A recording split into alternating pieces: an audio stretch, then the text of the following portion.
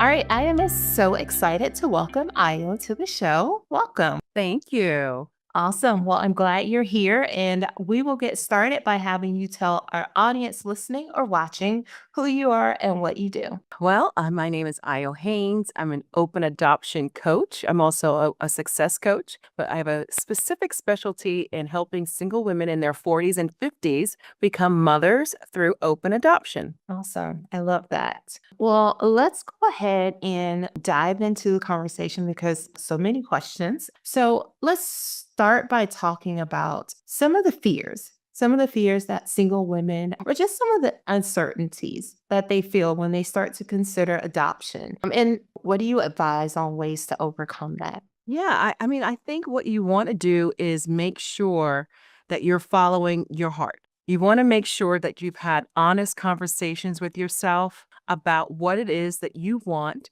that will make you happy and that have been goals for your life.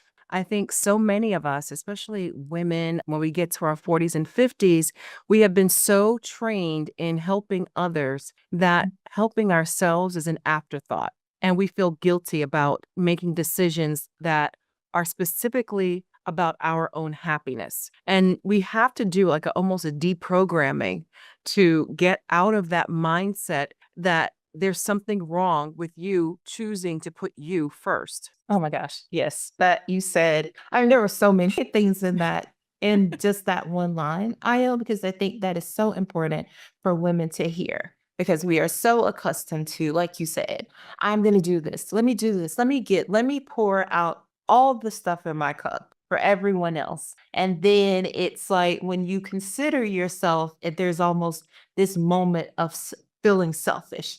Like, how dare I try and find joy and happiness for myself? Especially if you have parents and relatives who are older and they are still around, right? They come from a whole different mindset where you gave up everything for the family, for your kids. Every dream you had got put to the back burner. You might have gone to school, got a great education, but as soon as you got married, all of that went out the window. And we are in a different cultural phase, thankfully, and the phases keep going, right? There's a line that is reasonable, and then there's one that's not, right? We don't want to get to the place where we're just willy-nilly all for ourselves. Who cares what happens to everyone else in the family or our friends? No, but there is a line where we have to stand up for ourselves and say, I am comfortable saying this is what I want and see for my life. Yeah, and I think what you said is so very true, especially having parents, because I think most of the 40, 50-year olds, like in that age range, the parents are boomers. And Yes. it's a very different, they look at things very differently. And sometimes I would say probably maybe even a little set in their ways. It's a mindset shift for them to like embrace something that is new and maybe different from what they thought your life, because often it's like that pressure of like what they thought your life should look like. Right, exactly. And how dare you say what you think your life should look like? Exactly. Yeah. No, you were supposed to do these things in this order. This is Right. why this is why we sent you to college. And then there's an expectation, especially if you are the oldest or depending on what the birth order is, there's an expectation, especially for women, that you take care of the elderly parent and the sick parent. And the sons get off most of the time, right? They get to Yes. go skip to the loo. They might send us a couple of dollars to help you out, maybe, maybe not. But Yes. that is supposedly our job. And quite honestly, when I was in that path of adopting, I was taking care of my mother who had cancer. I was taking care of a great aunt who had her own respiratory illness going on, and they were overlapping. I'm working, I'm holding down this, that, and the other, overwhelming. And then you add adoption to it. So it was a lot. Yeah. And we as women, we have strong shoulders, right? We Yes. have strong shoulders, but we also put on airs to say that it's okay. No, it's all right. No, I don't mind when it's really not the truth. Yeah. And you make such a valid point, especially when you think about like the birth order. That's what you said. Sometimes the oldest child, I'm second oldest, but I play the Right. oldest, you know, because Yes. because the older brother is just like off like living la la la. And it's Yeah. like the responsibility or the responsible child is always me. And it's Right, because always you're the oldest girl. You're yeah, the and it's oldest. like, "Oh, well, just Kyra can do it," or "Just Mhm. ask Kyra." And so, yeah, I think, like, that is really important for women to understand, like, yes, while we have strong shoulders, and I agree with you, like, we can carry the weight of the world, but we have to carry the weight of the world. And then we add, Kara can do everything, and she makes it look so easy. We'll just give it to her, and Yeah. she'll be able to do it in 5 seconds. If I had to do it, it would be so much longer. She won't mind. Right. Yeah, you were already doing it. You're good at it. Right. And then that goes with the check on your strong friends, your strong girlfriends to see Right. how they're doing, because then it becomes hard to say, you know what, this is actually really difficult. I don't know how I'm going to navigate this, and I'm scared. And that is hard if you're not used to that particular role. So I think this really transitions well into my next question because if you look at someone who is trying to pursue adoption and they've got all these things, right? All these people depending on them and wanting things from them, how can someone not feel isolated, right? Because when you want to do the thing that you want to do and people may not understand the why, I feel like that could lead to isolation during the adoption journey. So, how do you help women through that? Yeah, the first thing to do is to form a community or join a community where you feel yourself. You can let your guard down, right? I'm an only child. I also decided to move to a whole other state right after adopting. And I moved to a state where I didn't know anybody. So I had to make friends, and it was difficult. But that is the work that I do now, is to create an instant community where people feel comfortable, women feel comfortable letting their guard down, going, it's okay for me to say that I really want this or I don't want that. And I also had to make my family out of friends, friends that I could trust and say, you know what, we may not share blood, but we're sisters, we're brothers. And I know that if I call, they're coming for me. And sometimes it's a really difficult thing to go through when you realize the people who you're connected to with through blood are not the ones who are going to show up for you. Right. That's really hard. Yeah. And so you have to get used to knowing that, come to terms with it. Your best security blanket, your best lasso when someone's throwing the lasso in to help you, or life preserver, may not be coming from your direct immediate family, and may be coming from friends in your Right. immediate circle. Yeah.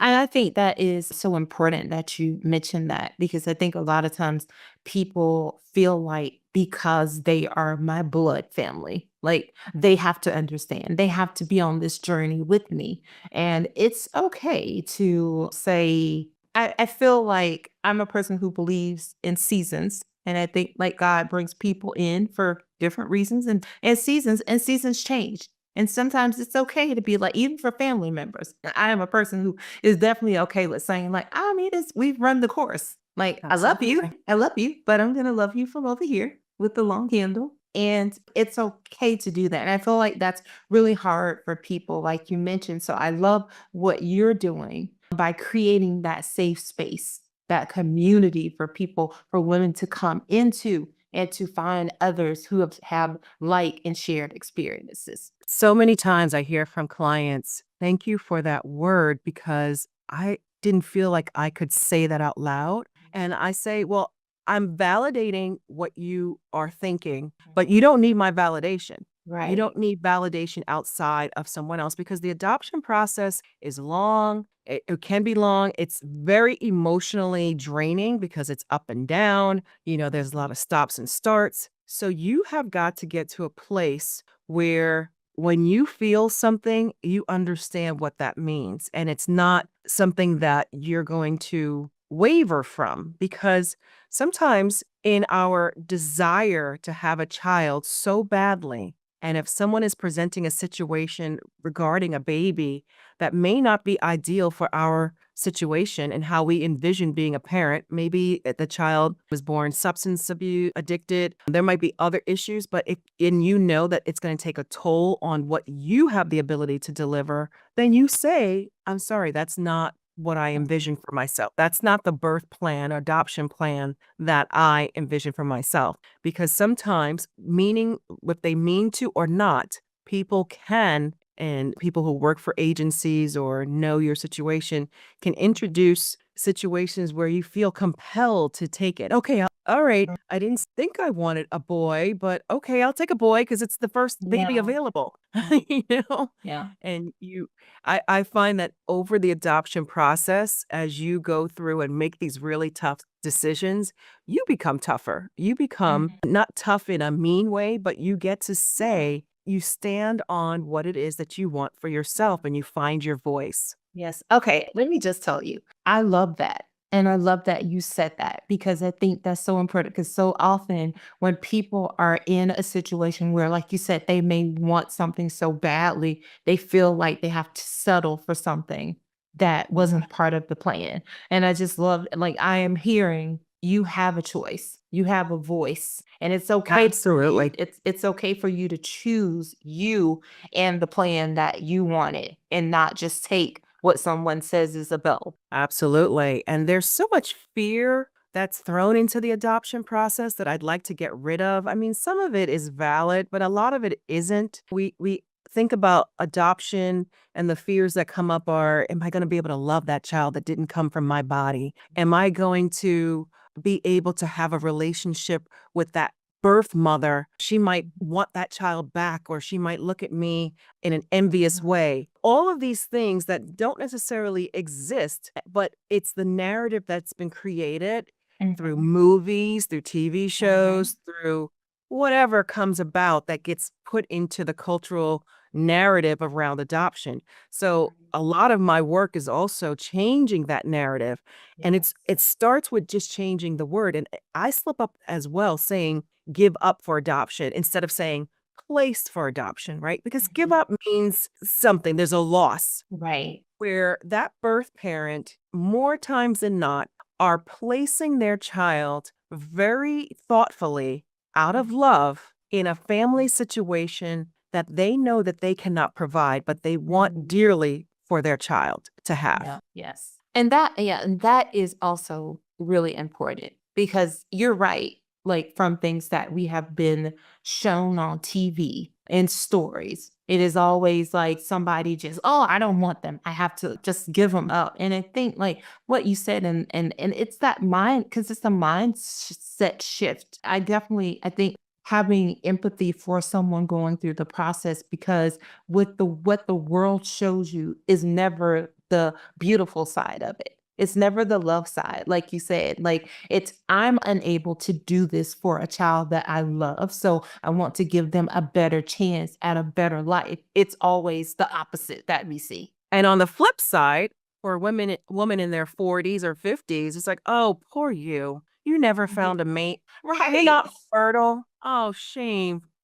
I'm so sorry." You know? Yes, yes, yes. You that that is so true. It is always that whether like it's someone looking to adopt or if it's someone that just didn't have children. Oh, oh, poor thing. Like, oh, sorry you weren't able to. And it's like, please stop. Like, please stop with the narrative. Just please go into it and just have grace for people. Exactly. Yeah. And I always say I knew that I wanted to be a single mother once I was in the process, Mhm. and I knew it was gonna be hard. I had no idea how hard though, right? Because it's still you're still doing things by yourself. Mhm. Even if it's comparing to a woman who was married and is now divorced or separated or whatever, no longer with the father of her child, Mhm. right? You still are short 2 hands, 2 eyes, 2 ears, a Yeah. brain, 2 feet, you Yeah, know? yeah, yeah. So, it's still hard. It's the same.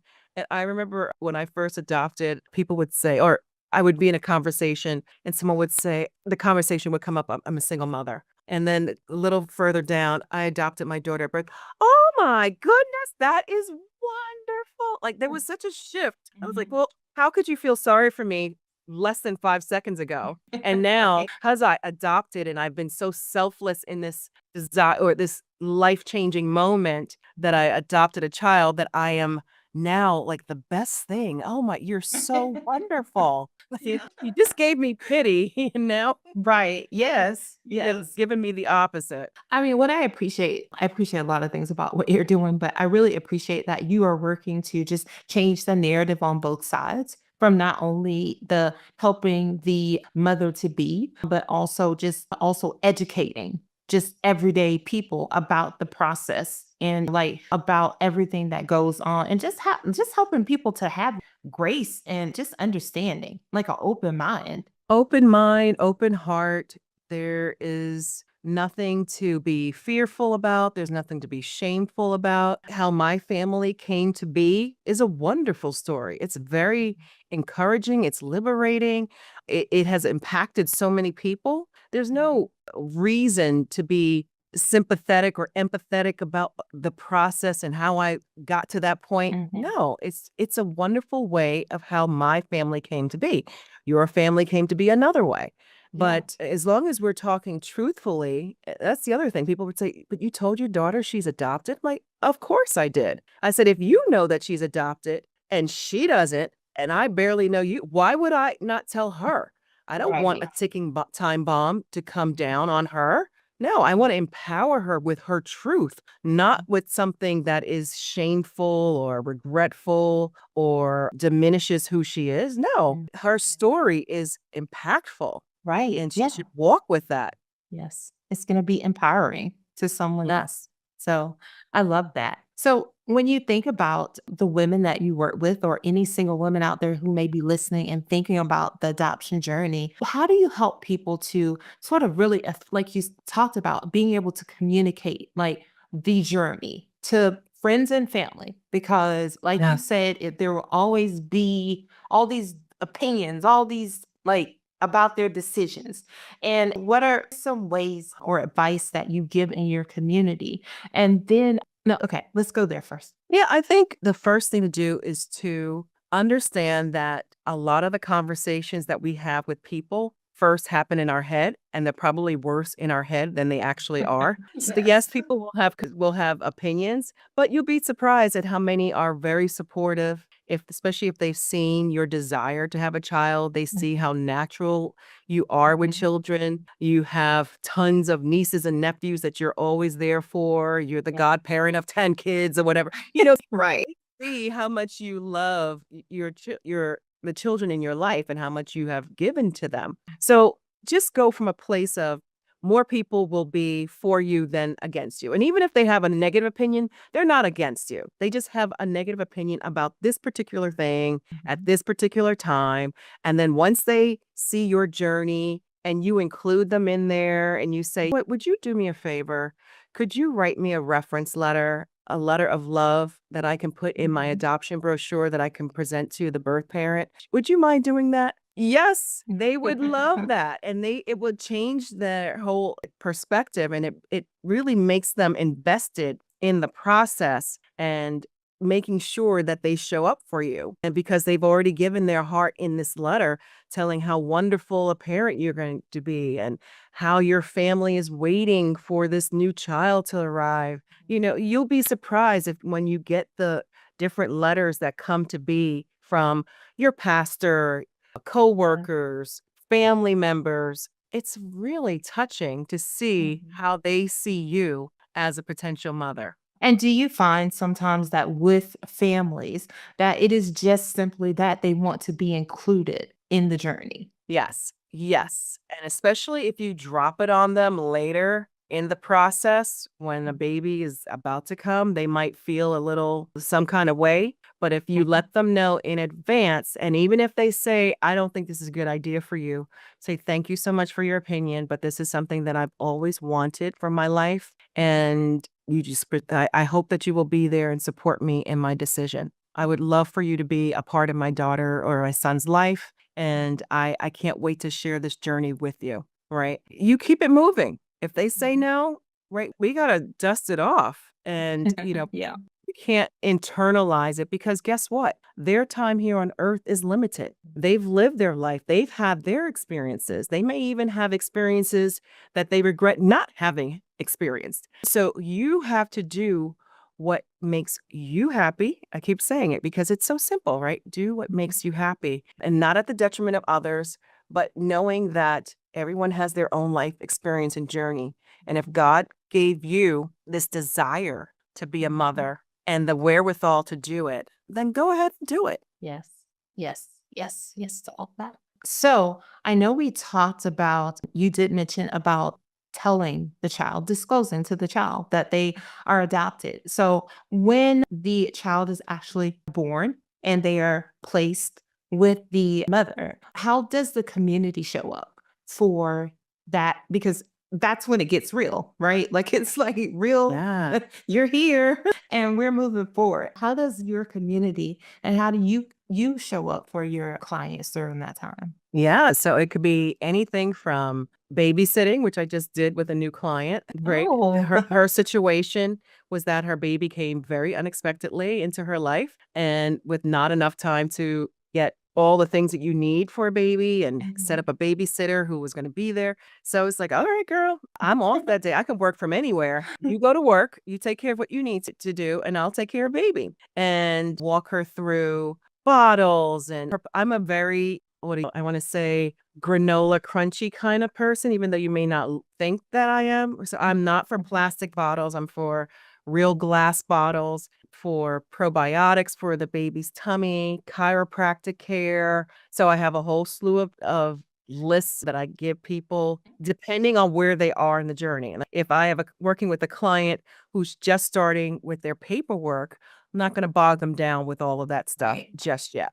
But as we go through it, I will let them know this is a great way. This is where I experienced great success with my own daughter. love that.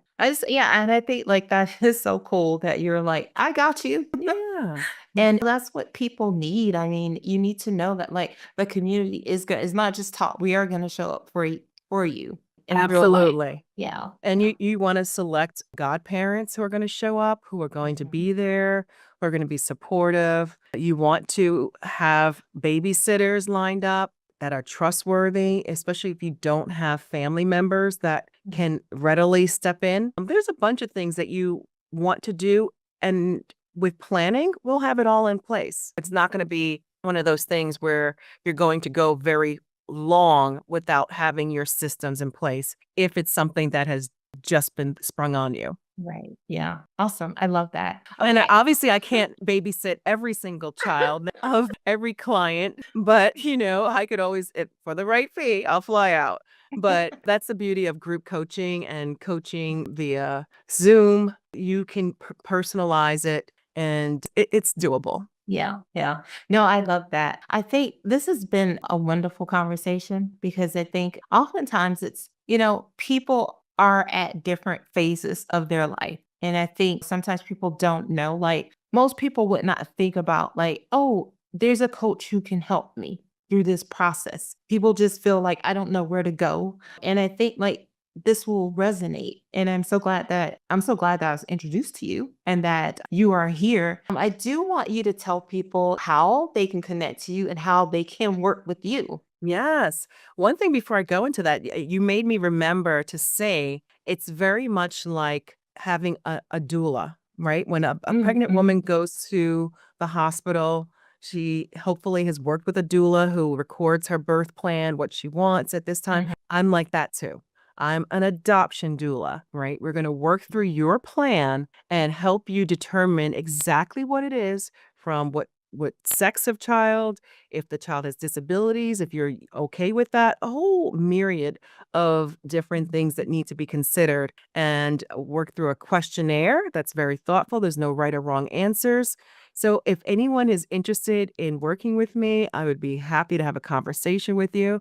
You can find me at openadoptionsuccess.com and we'll get started with conversations, building out a community as well. So if you go to my site, you'll get linked into that. And just remember, I'm easily found on social media. Send me a DM. By the way, I find that a lot of people do not comment on my videos per se, but they are filling my DMs because it's so private. Yeah. And I'm hoping that will change too, where people will feel encouraged to say something in the post so other people can feel encouraged. Because Yes. again, there's no shame. There's no shame Mhm. at our age that our desire is to be a mother, and that just know that it's the right time is right now because there is a limited time on becoming a mother. Yeah. Awesome. I love that. And I think that is so very encouraging. Just, I love that you just foster community because it's just so important for people not to feel alone. And like you said, while it's great for someone to send you a DM, but there's probably another woman who is watching the video who may be thinking the same thing you're thinking and just needs somebody to say something so that she can say, Yeah. oh, me too. Exactly. And what I'm also finding is that married women and couples are like, okay, I know you said single women, but you have enough to tell us about raising a child and going through this whole Mhm. process. Would you take us on? So that's starting to happen too. Oh, I love that. I love that as well because I do think that is also an important target as well. Yeah. So I'm glad you're here Yeah. to help people. And I just really appreciate just all the knowledge, all the educating that you have provided in this conversation today. You're very welcome. Thank you for having me. Yeah.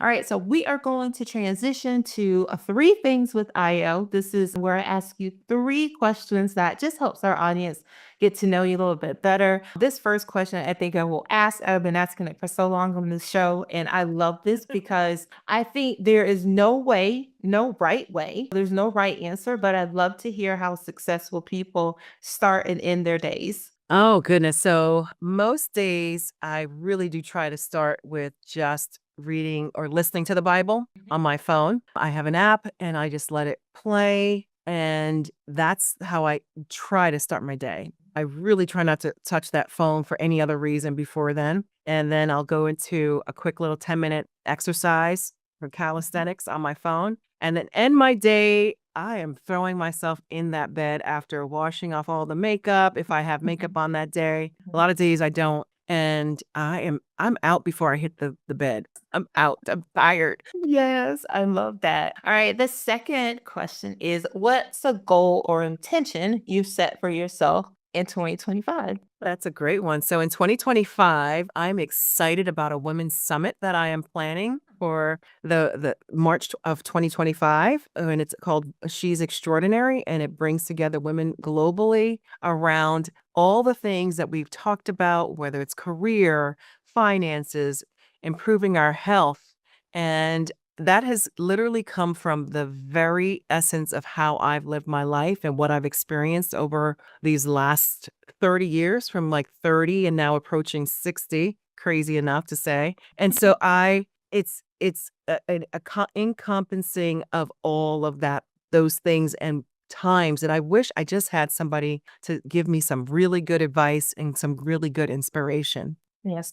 And let me just say, you said in approaching 60, Yeah. there, no, don't see it, can't find it. No, thank you, ma'am. Yep, it's You're, true. we are not buying that. Okay. I need to figure out how to bottle it so you would buy it. Well, I love that. And so, can people find information on your website as well about the conference? Yes, well, you can go to shesextraordinary.com and Yes. you'll find more about the conference there. And again, openadoptionsuccess.com. And I'm available for keynote speaking and group coaching live. And yeah, there'll be a book coming out next year too. I love it. All right. And the last question, where are you currently finding inspiration? Oh my goodness. I find so much inspiration from my daughter because she literally has changed my career trajectory.